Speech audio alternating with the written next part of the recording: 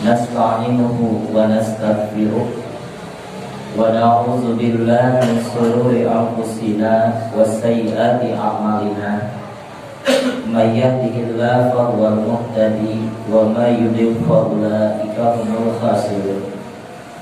Asyhadu an la ilaha illallah wahdahu la syarika lah wa asyhadu anna Muhammadan abduhu wa rasuluh allazi la nabiyya ba'da, amma ba'du. Hadirin ikhwatul iman sidang Jumat rahimakumullah, mudah-mudahan apa yang kita amalkan pada saat ini dicatat oleh Allah sebagai amalun shalihun, sebagai investasi yang tidak rugi tatkala kita kembali kelak kepadanya dengan sebenar-benarnya kembali, dan mudah-mudahan kita tergolong pada orang-orang yang senantiasa diharapkan oleh Allah Subhanahu wa taala menjadi ahli surga, yaitu la'allakum tattaqun.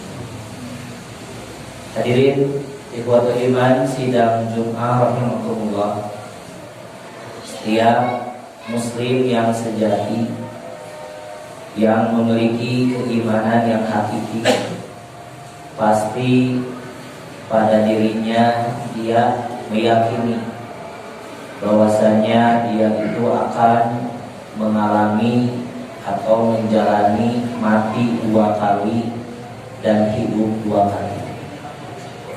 Ini berdasarkan ilmu dari Allah Subhanahu wa taala. Yang pertama dalam Al-Qur'an surat Ghafir ayat 11. Di sana diceritakan ada seorang hamba yang berdoa menjerit kepada Allah Subhanahu wa taala dengan kalimat Rabbana amatana isnatain wa ahyaitana isnatain. Ya Tuhan kami, Engkau yang telah mematikan kami 2 kali dan menghidupkan kami 2 kali. Kemudian berdasarkan Quran surat Al-Baqarah ayat 28, di sana diceritakan Allah menegur kepada orang-orang kafir dengan kalimat kaifa takfuruna billah.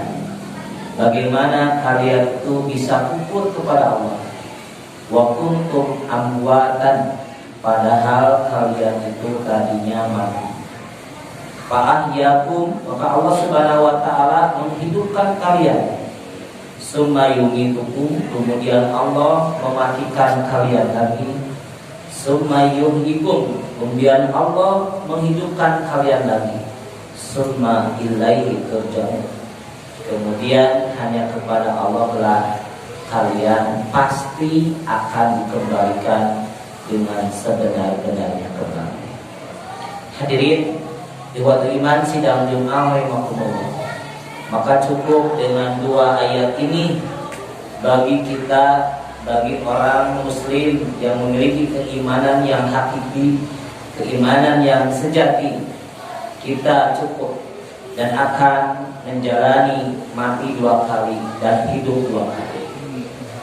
Yang jadi pertanyaan, yang jadi bahan tazkirah untuk kita semua, kapan mati yang pertama dan kapan mati yang kedua? Kemudian kapan hidup yang pertama dan kapan hidup yang kedua? Mati yang pertama adalah sebelum kita sebagai manusia diciptakan oleh Allah Subhanahu wa taala sebagai khalifah di muka bumi ini, maka kita itu semuanya asalnya dalam keadaan amwat, dalam keadaan mati. Kemudian mati yang kedua kapan? Ini sudah jelas dalam Al-Quran digambarkan, kullu nafsin za'iqatul maut. Setiap napas, setiap jiwa yang hidup pasti akan mengalami apa yang disebut dengan al-maut. Itulah al-maut yang kedua. Kemudian al-maut yang kedua ini akan melewati satu kewajiban pasti yang disebut dengan sakaratul maut. Setiap manusia yang akan menjalani mati yang kedua itu pasti mengalami sakaratul maut. Bukan kita saja makhluk biasa, bukan kita saja manusia biasa, Bahkan Rasulullah SAW pun beliau ketika menjelang al-maut, beliau mengalami apa yang disebut dengan sakaratul maut. Jadi yang namanya mati itu yang kedua itu pasti, Pak. Sudah ketentuan. Maka itu yang disebut dengan qada.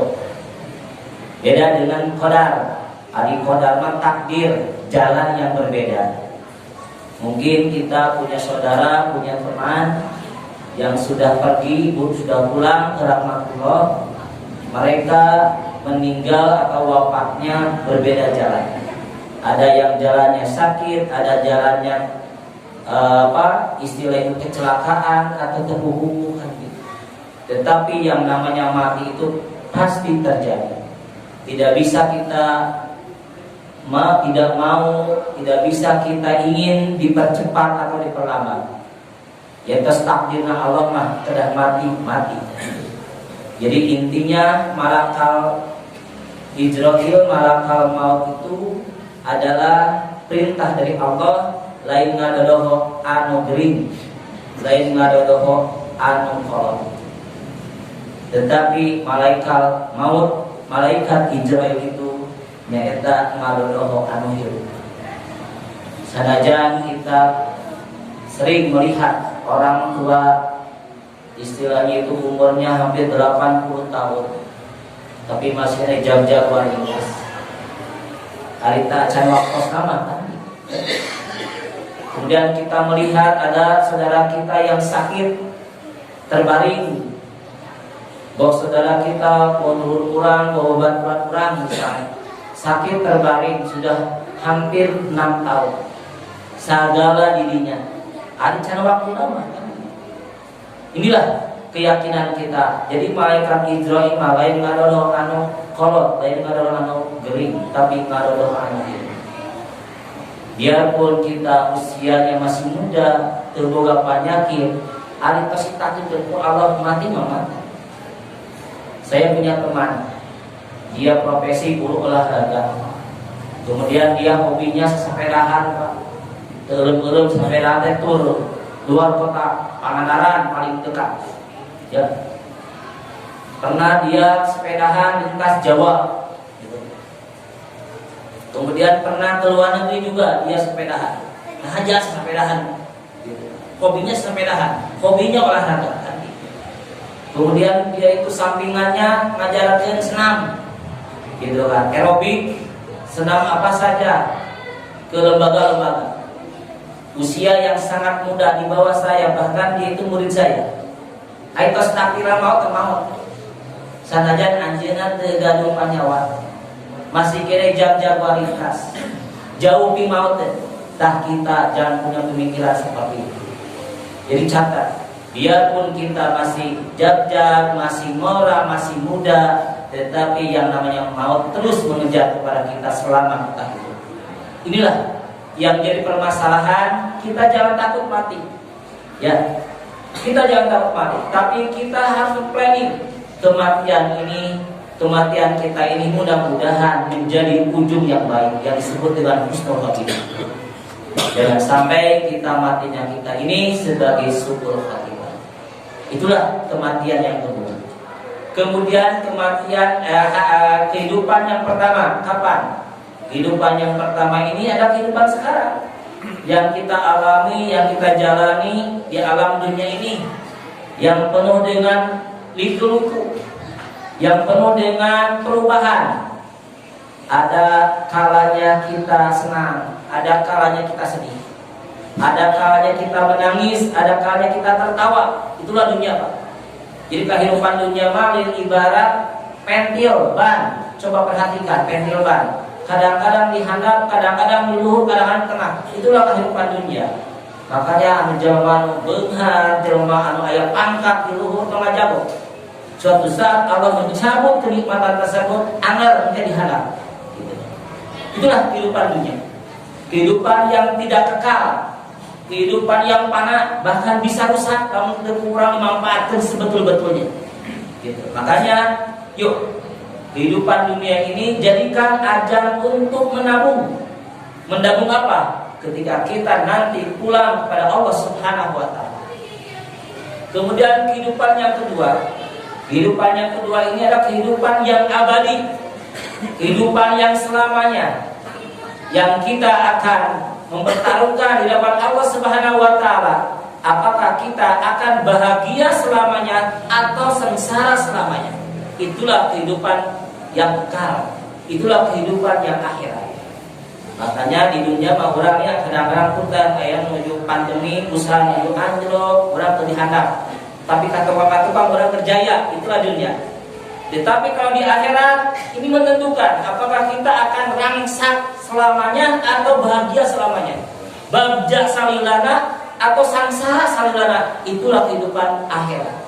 Makanya jadikan kehidupan yang pertama ini jadikan modal untuk menyongsong kepada kehidupan yang kedua, kehidupan yang hakiki, kehidupan yang di hadapan Allah Subhanahu wa taala. Kemudian pada ayat itu Allah Subhanahu wa taala menjelaskan summa ilaihi turja'un.